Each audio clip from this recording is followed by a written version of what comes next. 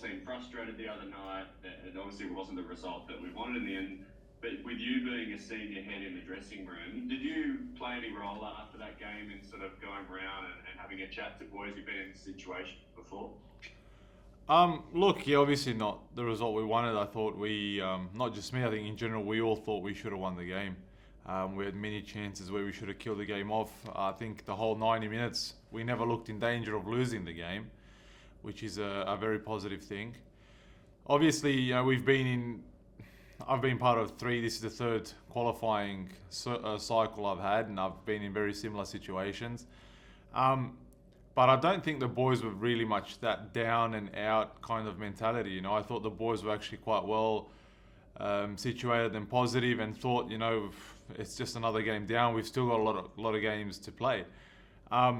Obviously, after the game, it's very difficult to talk to anyone because everyone's still processing what happened, and people are very, it's hard to communicate with someone straight after a game. It takes a while to kind of sit down and talk. But I think not just me, I think the boss and everyone in general, the staff were like really positive and just being like, guys, it's football. We didn't lose, we drew, and we're still second in the group. We got a very important game in Bahrain, and we look forward to that. So I think it was very, it was a good environment to be in, and the boys were very positive, to be honest. Mate, when you were going through your injury dramas and trying to get back on the field, how much of a motivating factor was the chance of even where you are right now? Oh, mate, I think it was one of the main motivations for me was the fact that I could be part of something special again. Because for me, obviously club football is the football that pays your bills and, puts a roof on your head. But this is the football that, you try to give back to people that have helped you in life. And this is the football where I feel, I guess, I'm the happiest when I'm here. And that's not me over exaggerating and saying things that you want to hear or someone wants to hear. I think it's more me being really honest, and I think just not me and the players and the staff when I'm around, and I'm just so happy, mate. I just have a laugh. Every part of the day I have a laugh. I'm very happy, I'm very positive, and for me, when I was going through a hard time being injured and that, it was just like, I've got something to look forward to, I've got hopefully a World Cup in a year and a half's time to look forward to, and it was something that was driving me crazy that I couldn't get fit quick enough. But what was being positive for me was like, well, I've got time, and I wanna be fit and healthy, and when I do come into camp, I want to be ready to show what I can offer. Joe, we'll come to you. Hello. How has been under Tony? Oh, it's been fantastic. I think it's been it's totally different to what it was before, and I think it's a massive plus for me. I think I enjoy it. The boys enjoy it. The staff's happy. Everyone's happy. Training's really good. I think that the boss is very organized and planned and focused and knows what he wants, and I think that helps in a way. Helps us in a way to know what's expected of us, and helps us get going every day.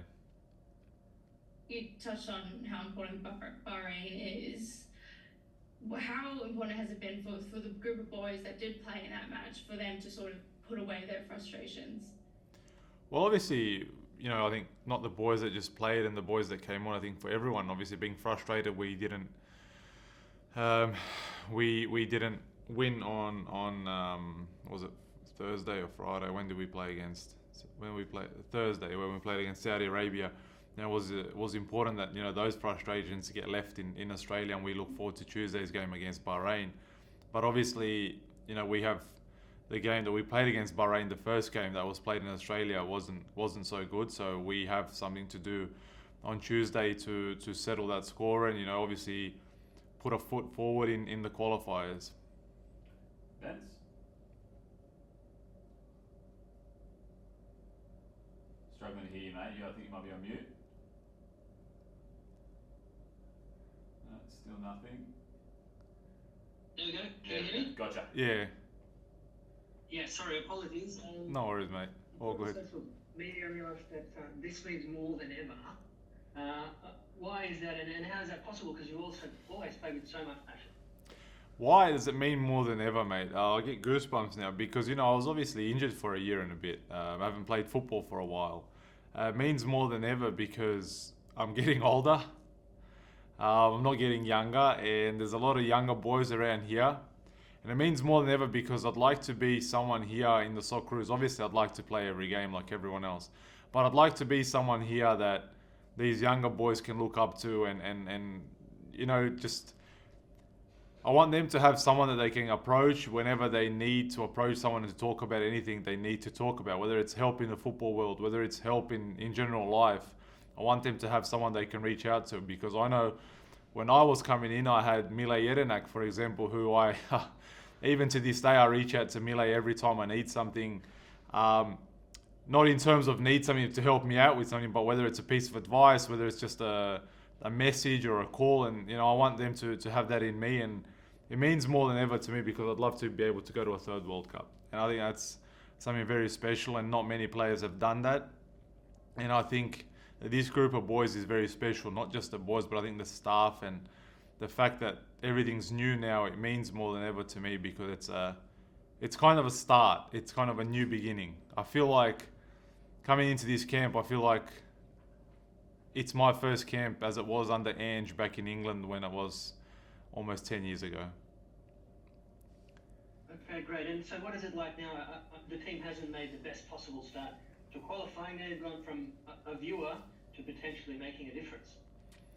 Well, okay, obviously we haven't made the best possible start. I guess it's disappointing, but it's not that disappointing that you're going to be negative and you're going to dwell on the fact that we haven't made a good start.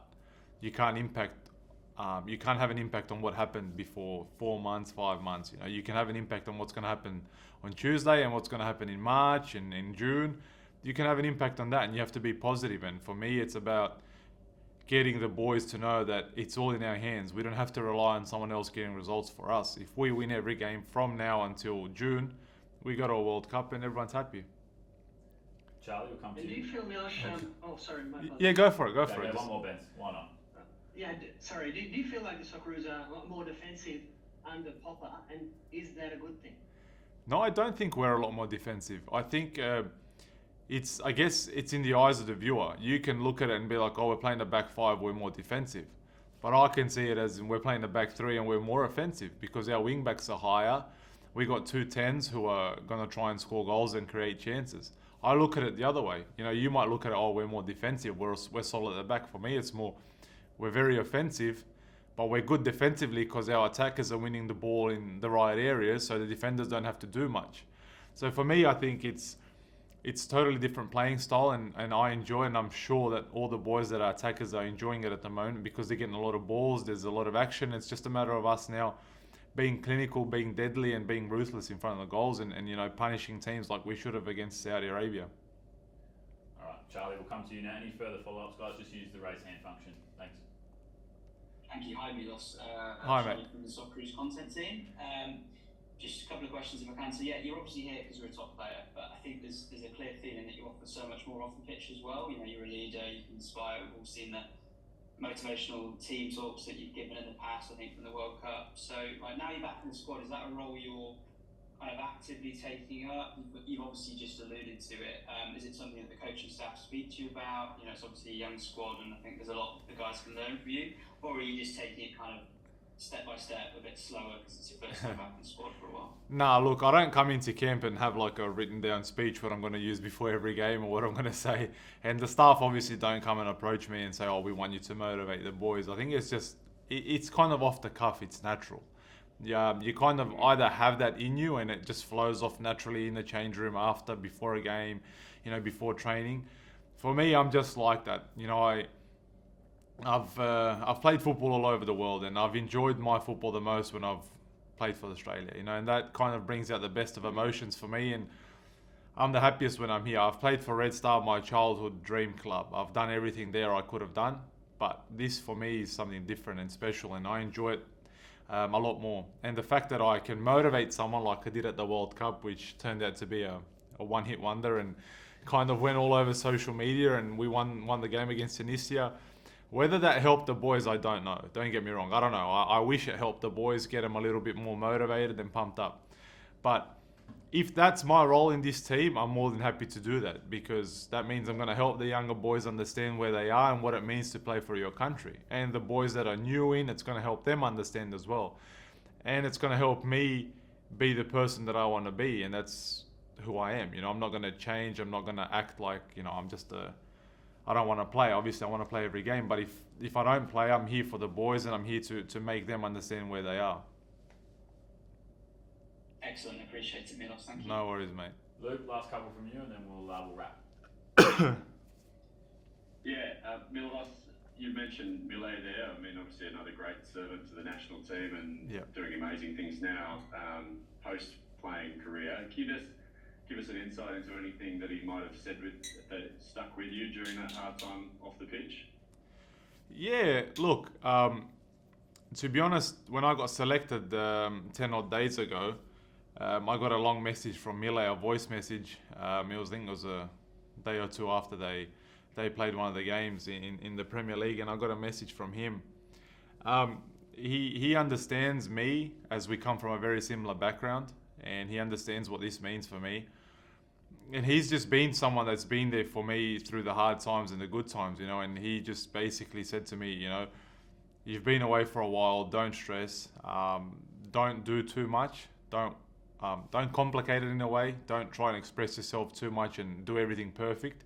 Just go and enjoy and be yourself, because when you're yourself, everyone appreciates that, who you are, because you're so professional. And as he says, I'm very professional, I'm very I guess switched on, and you know, I'm someone that's always there and always doing his best. And he goes, that will be enough for you to continue doing what you love.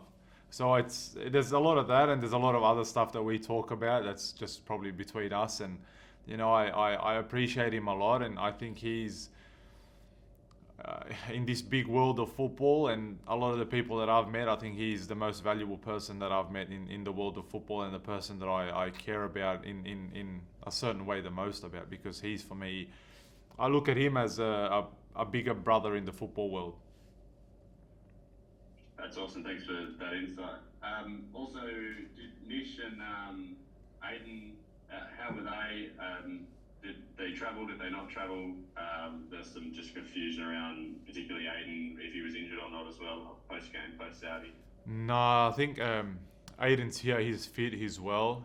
Nish obviously, I think, stayed in Melbourne. He's doing his scans and checks, and obviously wants to see where he's at, and hopefully he's well, and hopefully he'll be, you know, well, there's obviously 4 or 5 months until the next camp. He'll be right for that for sure, but I hope he's fit and ready for his club side in the next week or two, hopefully.